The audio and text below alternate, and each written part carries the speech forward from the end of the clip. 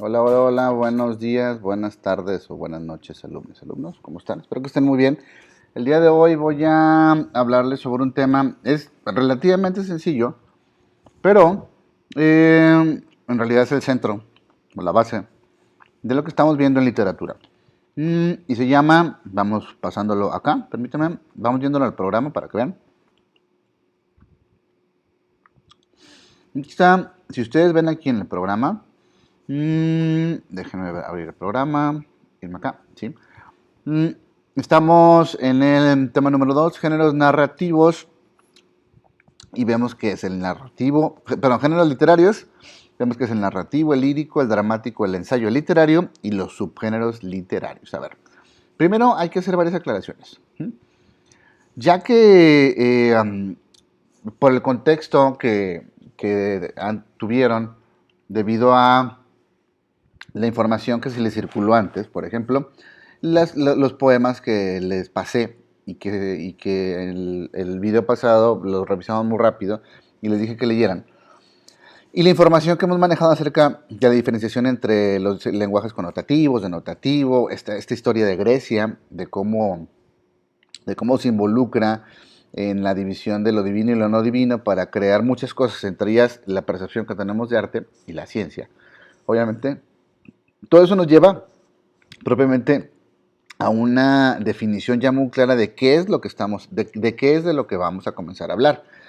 Y lo tocamos muy rápido porque también yo creo que no es tan necesario meterse a fondo, porque creo que lo más importante es que podamos leer. Y para eso les voy a proponer también incluso una lectura, o mejor dicho, un lugar donde pueden encontrar lecturas. Y la idea es que regresando, pues empezamos a discutir acerca de este tema de la lectura junto con los géneros literarios, porque parece como que la gente no lee, pero sí lee. Todo el tiempo lee, nada más que no lee libros que la gente considera que son literatura. Pero bueno, miren, vamos entrando de lleno en el tema y me voy para acá. Así estoy acá. Ay, ay, ay. Recuerda que les dije que de repente tengo que estar, ya, aquí estoy, ¿sí? Moviéndole varias cosas porque no le sé. Fíjense, mm, estuvimos revisando que la literatura, que el arte, pero ¿qué es un género literario? Bueno, antes de entrar de lleno, hagan de cuenta, es como si estuviéramos hablando de la definición de rock. ¿Qué es el rock? Y luego de ahí cómo se deriva en los diferentes tipos de rock que existen, que alternativo, que rock pop y todo lo que de repente se deriva ahorita. Así sería más o menos la idea de géneros literarios. Géneros literarios, perdón. Fíjense lo que dice que es un género literario. Tomen apuntes. Se llama género literario a cada categoría específica en que los textos literarios se pueden clasificar, atendiendo a características de su estructura, su contenido específico o a los mecanismos que emplea para producir el efecto estético que persigue. Este párrafo lo expliqué muy rápido en el video pasado, pero sí me quiero detener a que se contemplen varias cosas. Primero déjenme poner un poquito más grande el video. Aquí, así estoy aquí ya. A ver, textos literarios. Ya entendimos que entonces no cualquier cosa puede considerarse un texto literario. Por ejemplo, las redes ahorita están dando apertura a que se rompa con este tema del libro. Más que no tengo un libro aquí en la mano ahorita. Permítanme, espérenme.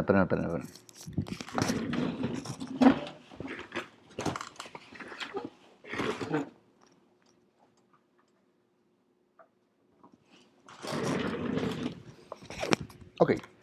Las redes, el internet ha hecho que se rompa el tema del libro, o sea, el libro físico como tal, así tal cual. Este libro se llama Miedo y Asco en Las Vegas, de Hunter S. Thompson. Un libro bastante loco, pero interesante.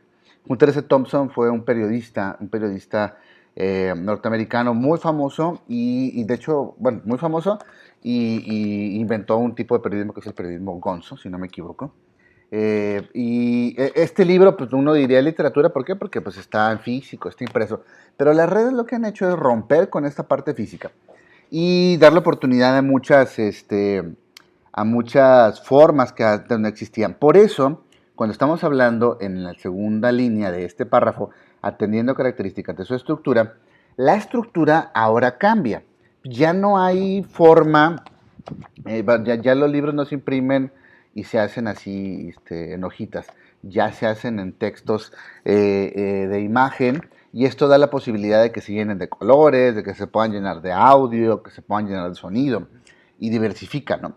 Y la estructura es totalmente distinta, pero cuando estamos hablando de estructura estamos hablando de que, bueno, por ejemplo, una novela tiene una estructura muy propia, donde se encuentra desarrollado el tiempo, donde se desarrollan psicológicamente los personajes, ese tipo de detalles que veremos a fondo, espero que alcancemos, y que nos hacen entender que esa es la estructura propia de una novela o de un poema, ¿no? Haciendo versos y no de una canción de pop. ¿Mm? Su contenido específico, de todo se puede hablar en literatura, pero no de la misma forma. Cuando estoy diciendo que no de la misma forma es que, por ejemplo, quien hace literatura y va a escribir una historia de amor, probablemente va a buscar lo que exista sobre historias de amor y no hablar de la misma manera que todos hablan, para que sea distinto, para que pegue, ¿no? Por ejemplo, estos libros de Wattpad, que mucha gente está leyendo, si bien para muchas generaciones es un acercamiento a la literatura, no son muy novedosos en cuanto al tema. ¿Por qué razón? Porque hay otros textos literarios contemporáneos que tratan el tema de ellos de la misma manera del amor y ya son más viejos, ¿no? Pero se vale y se entiende que es parte de esta idea que busca la literatura o la gente que escribe literatura, que el contenido es que sea un contenido muy específico y luego lo que sigue, a los mecanismos que emplea para producir el efecto estético que persigue. Bueno, el tema de las redes ha hecho que sea más sencillo provocar un interés en el lector, pero también la gente sigue leyendo un libro en físico. Entonces, eso es un género literario. Vayámonos para acá. El género literario es un horizonte de expectativas de la obra literaria. O sea, la obra literaria es una, la novela, pero hay todo un horizonte de cosas que se tienen que hacer para que se considere un género literario. Es decir, una etiqueta que sirve para hacernos una idea de lo que contiene un libro puntual. Por eso se emplean en las bibliotecas o librerías como descripciones para organizar su materia, ¿no? Estas etiquetas, dice ahí, son convencionales, o sea, son pactadas y anteriores a la hechura de cada obra, indicándole hacia el lector el modo en que debe ser considerada, lo que debe esperar de ella, cuáles son sus características fundamentales, etc. De ese modo, nadie que abra un libro de poesía podrá esperar una obra de teatro. Tampoco eso es tan cierto, porque de repente las licencias literarias o lo que te permite la literatura es jugar con muchas de estas cosas, mezclarlas, ¿no? Pero la idea es que se clasifiquen, ¿no? En familias muy determinadas para poder decir, esto es un género literario. A ver, ¿cuáles son los 4 géneros literarios? Se dividen en géneros y subgéneros. Subgéneros porque de ahí, de los géneros derivan, de subgéneros pues, valga la redundancia, pero los subgéneros son como que ya la parte práctica. Ahorita lo van a ver, fíjense. Por ejemplo, la poesía, también llamada lírica, si quieren ustedes tomar nota de eso, lírica como lírico, como parecido a onírico. El arte de emplear la palabra para describir la realidad objetiva o subjetiva del poeta, comparándola con otro mediante símiles y metáforas y embelleciéndola con giros musicales del lenguaje. A ver, ¿qué es todo esto? Primeramente, la poesía se detiene en tratar de alterar el mensaje, de alterar la palabra. No sé si recuerdan el ejemplo de Villorrutia, el de Mi voz que madura, que todo sonaba igual.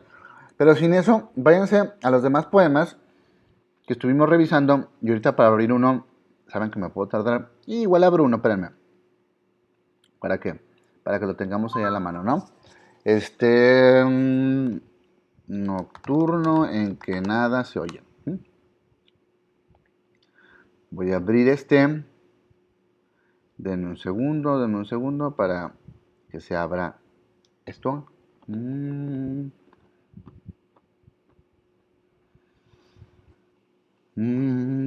Permítanme, yo estoy aquí. Va. A ver.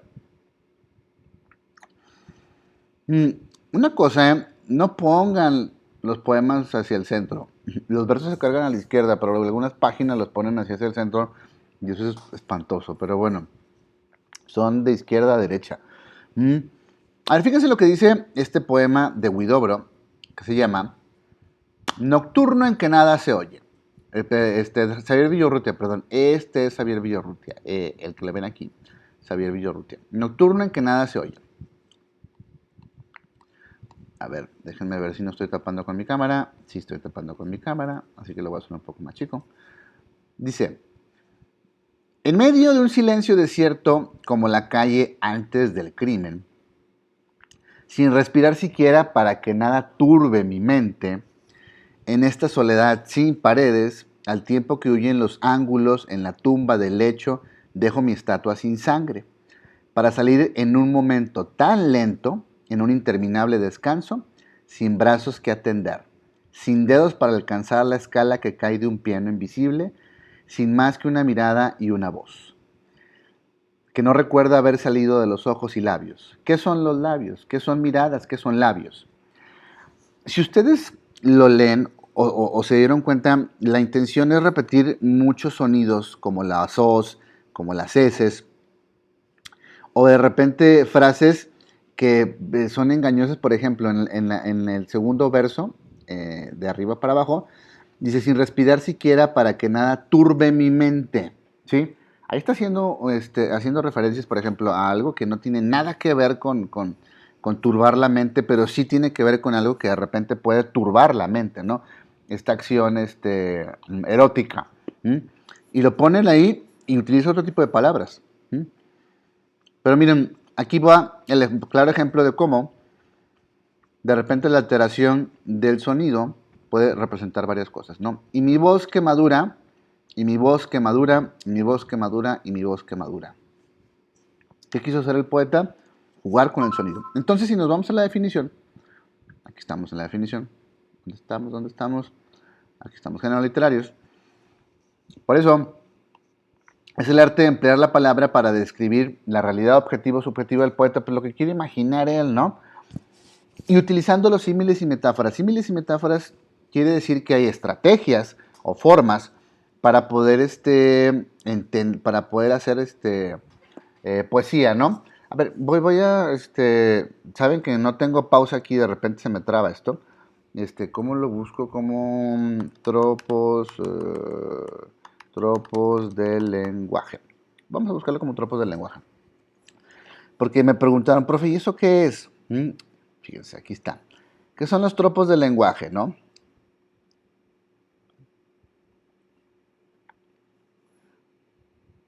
A ver, dejen que se abra. Un tropo del lenguaje. Aquí está. Por definición, fíjense. El tropo es una figura que se obtiene mediante el procedimiento de la sustitución de un término por otro.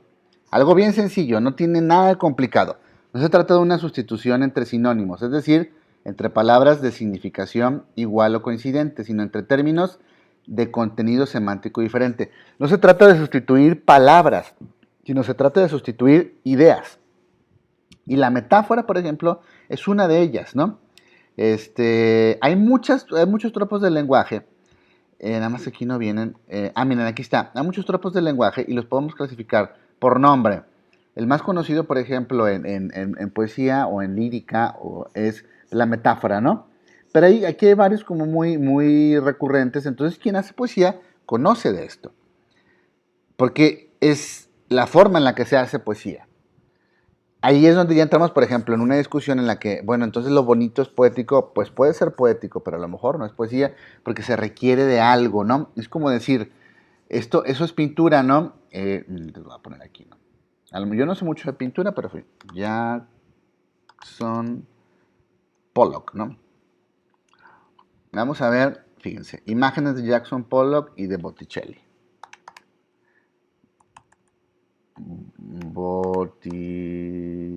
Sandro Botticelli. Fíjense, aquí está. Más dejen que se abran las imágenes. Esta es una pintura así como muy clásica de Botticelli. Dejen que se abra. No sé si se logre ver, pero lo voy a poner a visitar.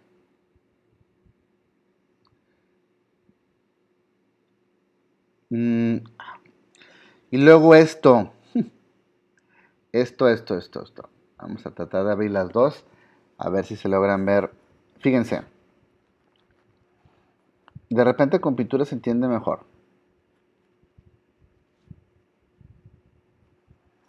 Nomás que se abra la pintura. Una muy conocida. Espérense. Ya saben que no tengo pausa aquí. Así que... Una muy conocida. Espérenme. A ver esta pues. ¿Sí?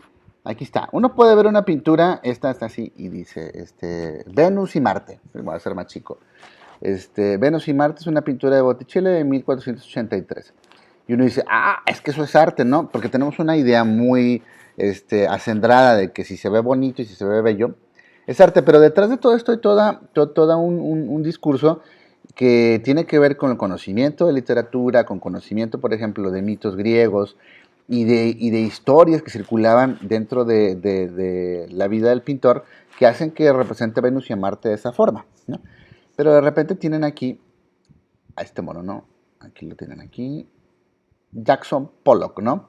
1952 se le ocurre pintar esto. Y hay gente que de repente dice, pues eso es echar pintura, ¿no? Aquí entonces entramos en lo que viene dentro del concepto de poesía y de lírica, que es este. Fíjense, déjenme ver para acá. Aquí está. Dice, es el arte de emplear palabras para describir... perdón. Aquí está. Es el arte de emplear la palabra para describir la realidad objetiva y subjetiva del poeta. La subjetividad y objetividad del poeta está en lo que quiere decir. Y él hace los medios, digamos que propicios, para poder manifestarlo, ¿no? En este caso, utilizando metáforas y símiles, sustituciones, para que se considere poesía. Pero, por ejemplo, en el caso tanto de Botticelli como de Pollock, ambos utilizaban recursos que eran propios del momento. Y de repente veías además a mucha gente después de Pollock estar echando rayitas y pintura y decir que estaba haciendo arte, ¿no? Entonces, todo un discurso, toda una manera de entender y ver lo que se está representando. Eso es poesía, no la pintura, pero espero que se haya entendido el ejemplo. Vámonos para acá, fíjense. A ver, narrativa. No. Antes de eso, vamos a ver cuáles son los subgéneros literarios, por ejemplo, de la lírica o de la poesía, ¿no? Y una vez entramos, nada más para que los conozcan y los vean así rápido. Por ejemplo, cuando estamos hablando de épica, perdón. Vámonos mejor acá, así. Eso lo tocamos ahorita. Narrativa, ¿no? El arte de construir narraciones contadas por un narrador y que presenten personajes, acciones, situaciones y conmuevan o evoquen fascinación. Miren, el surgimiento de la novela sería la narrativa, vamos a verlo así, o el cuento. Es muy curioso, ¿por qué razón? Porque toda la vida la gente ha narrado historias, ¿no? De hecho, el surgimiento incluso de la poesía, como la conocemos, es producto de toda esta idea griega, pero está en muchos pueblos, o sea, no nada más en Grecia, de componer historias sobre personajes importantes, sobre momentos importantes y ponerles música. Eso de ponerles música y el detenerse a que se escuchara bonito y que se mezclara muy bien la melodía con lo dicho, incluso hasta con la historia, hace que, por ejemplo, de repente los poetas, porque eran poetas los que escribían eso, le empezaban a poner ritmo a las palabras, y ya sin siquiera hacer música, le ponían ritmo, ¿no? Y se daban cuenta que ciertas combinaciones hacían cierto efecto en las personas, o sea, los ponían con atención. Y eso pasa hasta ahorita, pero después de esta idea de que siempre existió la idea de contar historias, viene la narrativa, que que es como una especie de rompimiento entre lo que al principio se utilizaba mucho como manera de transmisión, que era la poesía, para contar historias, porque se contaban como poemas, nada más que les ponían musiquita. O sea, es como si escucharan una rola aquí en el radio o en Spotify y de repente pues la escuchan con música y con letra, pues así en ese tiempo, ¿no? Nada más que pues, muchos escribían poesía, ¿no? Y la narrativa es esta parte donde se inventan historias, pero ya desde otra perspectiva, ya sin el verso. Esa es la clave, sin el verso. Y se están narrando historias donde los personajes ya son más complejos, se desarrollan, ¿no? O sea, desarrollan la historia ellos y forman parte, tienen un juego dentro de esa historia. Hay acciones, situaciones que conforme va leyendo pues, te conmueven, ¿no? Y esa es parte de la fascinación, por ejemplo, de los escritores, que logran llevar muy bien el ritmo entre los personajes y los sentimientos y lo que te están provocando. Casi están adivinando qué vas a sentir cuando leas lo que siguiente. Y no es nada del otro mundo, simplemente conocen muy bien su oficio. Bueno, sí es algo de otro mundo, ¿no? Dramaturgia, el otro subgénero literario. El arte de componer textos teatrales, por lo general pensados, para hacer representación en vivo en un escenario, involucra personajes, diálogos, pero ningún narrador. A veces sí tienen narradores, pero la idea es utilizar un escenario. Y digamos que hay toda una historia detrás del nacimiento de la dramaturgia, porque, por ejemplo, para los griegos, para Aristóteles y para algunos otros historiadores de la época, la dramaturgia es la mamá de todas las artes, ¿no? Porque implicaba, como les dije, pintura, que alguien pintara lienzos, que alguien maquillara, alguien hacía música, alguien hacía una danza, estaban los personajes que eran los actores y luego además estaba el escritor y el director. Para muchos es como que el género más representativo e importante. Y luego viene el ensayo. Perdón si se escucha, perdón. El ensayo es algo muy curioso. Dice, vamos a leer el ejemplo, el concepto. Dice, el arte de la reflexión libre, es decir, de discurrir sobre un tema puntual de manera conmovedora, convincente o simplemente hermosa. Aquí lo ponen muy bonito, ¿no? El ensayo literario, pero el ensayo es ciencia, es una opinión justificada. Vamos a pensar lo siguiente, y aquí me detengo 2 minutos. Yo puedo decir lo siguiente. Por ejemplo, voy a hacer una opinión y voy a hacer una opinión, voy a dar una opinión y voy a darles también una afirmación. Por ejemplo, yo puedo opinar, el sol sale todos los días porque se cansa de estar dormido.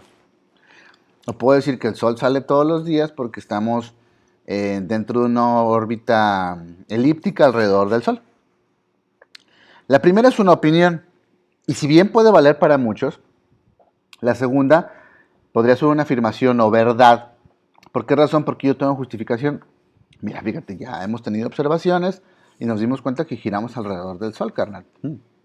Entonces, esta parte de diferenciación entre opinión y verdad es lo que diferencia a un ensayo de un artículo.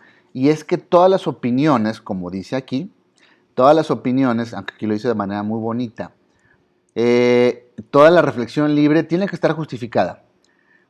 Si yo voy a afirmar algo, lo voy a justificar. Ya sea porque yo lo investigué, porque me metí, platico la historia y de repente digo, y encontré esta conclusión. O porque utilizo otra ciencia, otros ensayos para justificar un experimento, yo qué sé.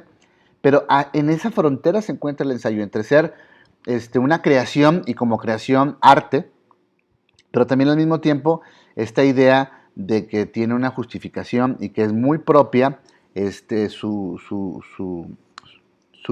visualización, pues, ¿no? Y obviamente el ensayo literario, pues va a hablar de literatura, pero hay ensayo de biología, hay ensayo matemático, hay ensayo sobre derecho, y está en la misma idea, son creaciones, y como creaciones tienen el libre albedrío, la libre reflexión de las personas, pero deben de mantener su opinión justificada, ¿no? Para que no sea una simple opinión o un artículo, ¿no? Y para eso hay muchísimos, ¿no? A ver, fíjense. Entonces, debemos de considerar que cada uno de estos géneros es la base para las formas en las que se fue representando conforme pasó el tiempo, la historia. Todas conforme pasó el tiempo, se fueron representando diferentes manifestaciones artísticas, ¿no? Y aquí lo que vamos a ver ahorita rápido es cuáles son los subgéneros literarios. Cuando estamos hablando de subgéneros, es ya propiamente algo en forma, ¿no? Por ejemplo, dentro de los subgéneros literarios épicos o narrativos o épicos, podrían ser lo mismo, son los siguientes. Por ejemplo, tenemos la épica, la epopeya, el cantar de gestas. Déjenme que se mueva y no se quiere mover. Se quedó trabado. Aquí está, ¿sí? El cantar de gestas, el romance, la novela. Aquí está la novela. El cuento, fíjense, la leyenda y la fábula, ¿no? Aquí hay varias que ustedes conocen. Por ejemplo, yo les voy a subir en la descripción del video un link sobre un resumen de una historia épica muy famosa, la Ilíada, donde se narra la historia de Troya. Ahí aparece Aquiles y de repente una serie de personajes que algunos de ustedes podrían identificar, sobre todo los que ven anime, pueden identificar algunos de estos personajes. Ahí aparece esta historia y es un video de YouTube explicado con dibujitos para niños. Para que se fijen de qué trata la Ilíada, ¿no? Que es como que una de las tantas historias épicas que pudieran existir en la historia de la humanidad. Pero muchos grupos humanos las tienen, las historias épicas. Porque son historias que cuentan sus orígenes, que cuentan cómo nacieron los hombres, cómo nacieron las mujeres, cómo nacieron los dioses, cómo nació la naturaleza. O ya estando el hombre, la naturaleza y el mundo, pues cómo son dominados por los dioses. Y ese es más o menos por el estilo. Y luego, pues aquí tienen, ¿no? No vamos a ver por definición cada una, pero tenemos dos, que es el cuento y la novela, ¿no? Y para esto, yo les voy a recomendar una página de internet. Déjenme ver dónde está. Aquí está, material de lectura. No sé si la logren ver, pero voy a hacerle clic para que se vea grande. Material de lectura, que sería www.materialdelecturajunto.unam.mx. Y en esta página, la UNAM lo que hace es empezar proporciona, por ejemplo, por autores, mucha información acerca de libros que ellos publicaron. Y entonces ustedes pueden darle clic, cuento contemporáneo, vámonos a cuento contemporáneo, y empezar a abrir algunas cosas, ¿no? Cuento contemporáneo, ¿dónde está cuento contemporáneo? Se está tardando porque obviamente hay mucha gente viendo información ahorita aquí en la casa. Bueno, vamos, Ponce, que me gusta mucho Ponce. Vámonos para acá, LMNNOPQ. Miren, por ejemplo, Edgar Allan Poe. Le pueden dar clic aquí a Edgar Allan Poe. Ya le di yo clic. Y les va a abrir, bueno, aquí dice que no he cargado nada, pero sí hay información, ¿eh? Si no, ahorita les busco y les corrijo bien. ¿Dónde está esta página? Se me hace que se está tardando para abrir, perdón. Pero aquí tienen archivos PDFs donde ustedes pueden bajar información para leer, por ejemplo, material de lectura. Aquí en este caso está el de Edgar Allan Poe. No sé cuál les venga, pero hay un montón y los pueden revisar. Y hay de cuento, de novela y de poesía, ¿no? Pero volviendo a lo que nos compete, ¿qué es esto? Bueno, aquí abrí Manuel M. Ponce, perdón. A mí me gusta mucho este hombre, este cuentista, ¿no? Esta persona me gusta mucho porque escribió cosas bien interesantes, pero se los abrí, ¿no? Nada más así por abrirlo, ¿no? Entonces vayámonos déjenme cerrar esto porque si no va a estarme trabando todo. Vamos a regresarnos acá. Aquí estoy, perdón. Recuerden que no tengo pausa, ¿no? Aquí, por ejemplo, también tienen ustedes dos palabras que conocen muy bien, como la leyenda y la fábula, ¿no? En este caso, la leyenda y la fábula, como subgénero literario, se aplican a muchas culturas, ¿no?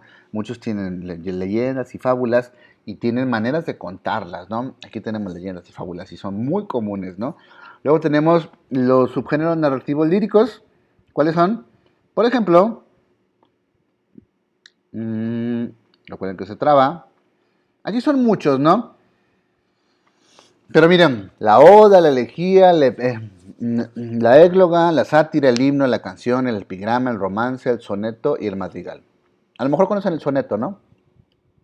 Pero la idea es que todos estos tienen estructura, tienen una manera de hacerse. Hagan de cuenta, es como si hiciera un manual para decirte, si quieres hacer un soneto, tienes que hacerlo de esta manera, independientemente de tus ideas. Y eso de repente puede ser muy difícil, ¿eh? No puede ser nada fácil, ¿no? La poesía contemporánea, el siglo contemporánea es del siglo XVIII, siglo XIX, siglo XX, rompe con el verso y hace que de repente se escriba de manera libre, como lo que les puse ahorita de Villorrutia, es un verso libre, un verso blanco, donde ya no se mide y se buscan otras cosas, ¿no? Otros efectos. Y luego tienen los subgéneros, aquí está, literarios como dramáticos, la tragedia, la comedia, el drama, la tragicomedia, la ópera y la zarzuela, ¿no? No es lo mismo, por ejemplo, entender cómo se escribe una tragedia griega, ay, está muy grande, una tragedia a una comedia, ¿no? Son dos cosas totalmente distintas. El drama, ¿no?